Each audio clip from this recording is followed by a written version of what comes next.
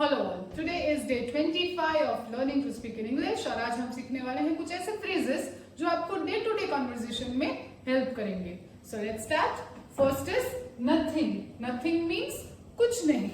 Next is बस अभी means just now.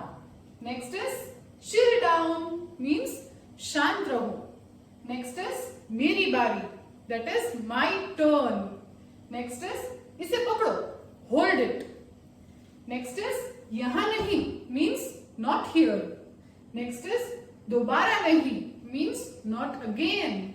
Next is तुम नहीं मीन्स नॉट यू.